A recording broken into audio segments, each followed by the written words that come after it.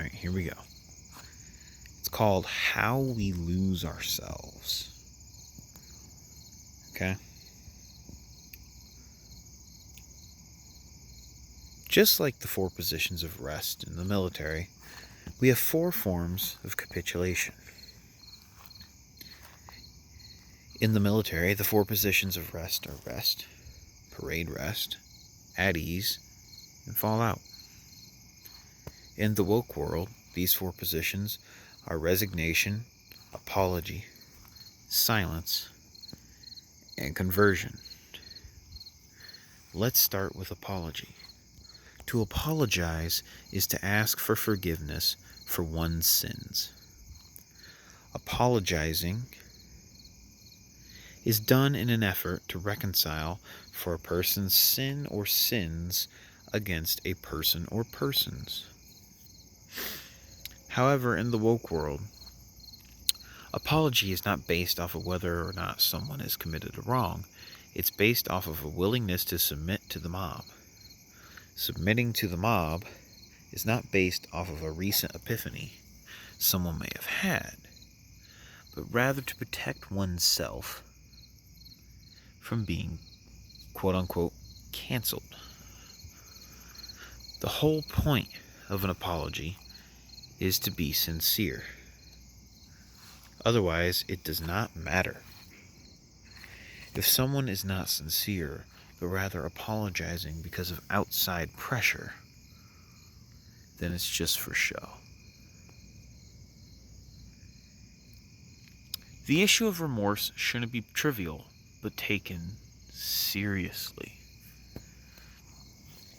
If someone does, however, truly believe the things they're saying when part of the mob, it's usually because they were never apart from it. They were always part of the mob because they were indoctrinated from birth. Only in this case are these apologies sincere. The majority of the woke mob knows they are wrong, but those who have been indoctrinated from a young age may actually believe the doctrine that they are professing.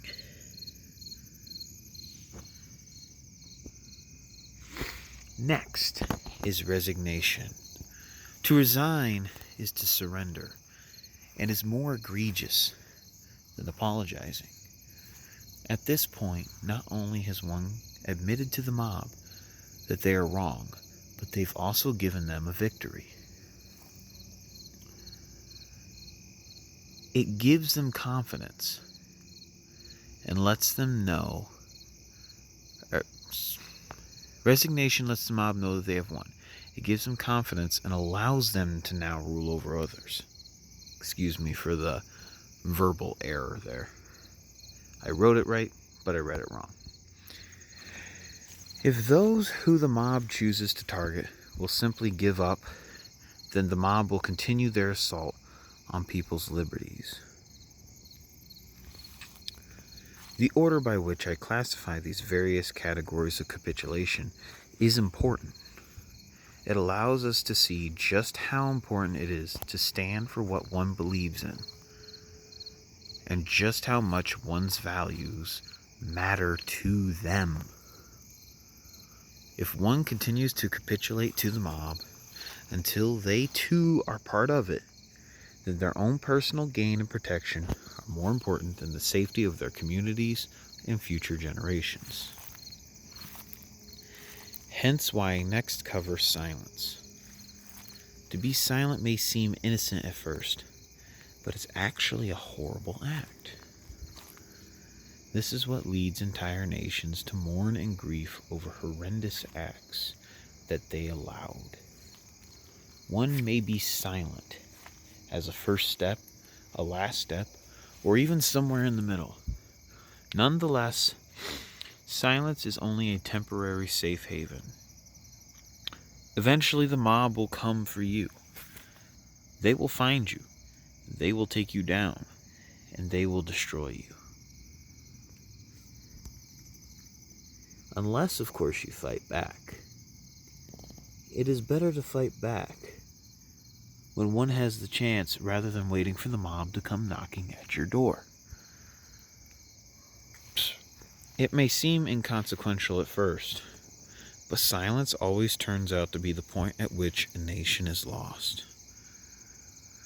Silent citizens, afraid only for themselves or those closest to them, are the ones who may have, and most likely would have, prevented the worst atrocities known to mankind.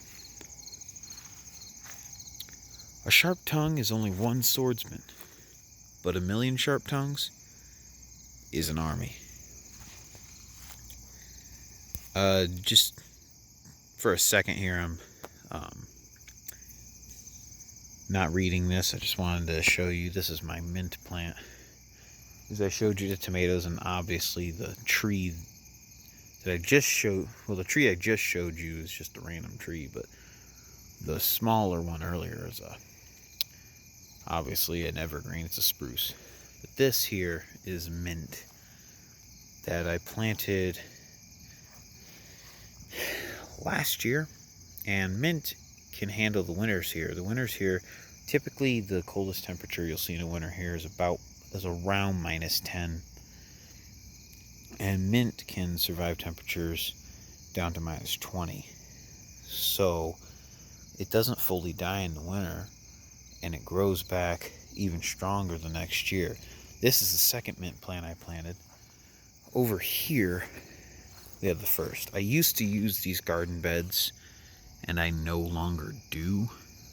That's why there's these huge weeds growing. I pulled out a few, but I didn't pull out all of them because Japanese beetle season, they like these weeds. It keeps them away from my tomatoes.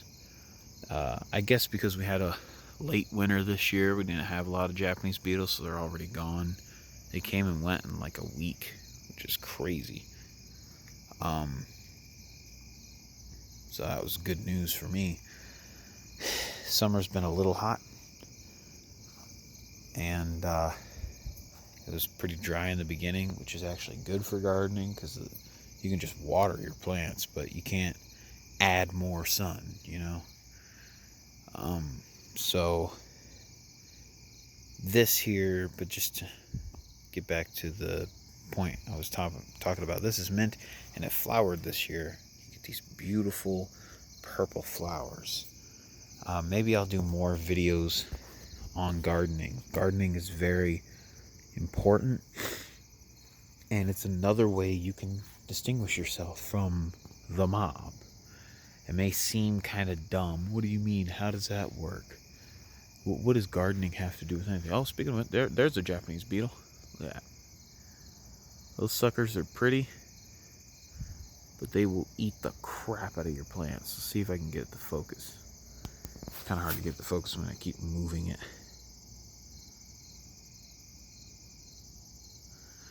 I have to hold this at a weird angle. You can kind of see it.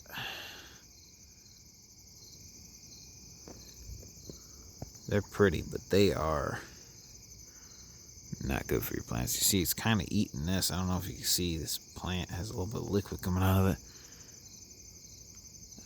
They were mating. I saw them mating earlier. They like these flowers. So anyway, let's get back to the story. I'll show you some more of my pretty yard. You can see the condensation on the grass. This is the one part of the grass I didn't cut when I mowed the lawn today, and it is wet.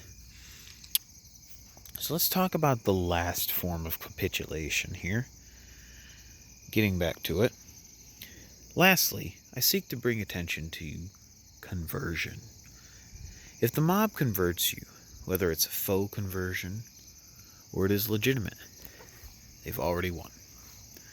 The last thing freethinkers want to give the mob is another member.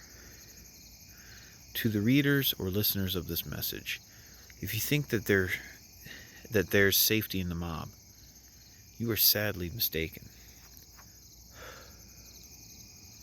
The only thing the mob cares about is submission. Submission has to do with power, and once the mob has submitted as many people as possible, they will find a new issue to divide. They will keep finding issues until there's one that you cannot side with them on. And then they will come for you. There's no individuality in the mob. There only exists an ideological monolith. No one is safe, and therefore, by default, the mob is bound to tear itself apart. The way the mob tears itself apart is the most dangerous part of it all. Typically, the mob tears itself apart by violent means. This is historically true. Mobs will drag rulers of nations out into the street and kill them, just to end up with a worse system in place of the one that said leader had before. This is not to say that violence is never justified.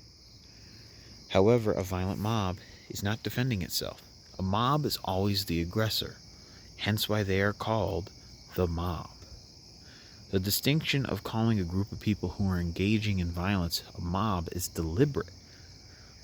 The reason that they're classified as a mob is because their violence is unjustified, and even if the cause that they supposedly support is a just cause, the violence is disproportionate to the offense that they are supposedly rallying against. If you convert the mob, but your heart is not in it, the mob does something that crosses the line for you. Then you're no longer in the club, and you very well may be involved in something that you did not want to be a part of. How do you speak up at this point? The mob will turn on you. So either submit or retaliate.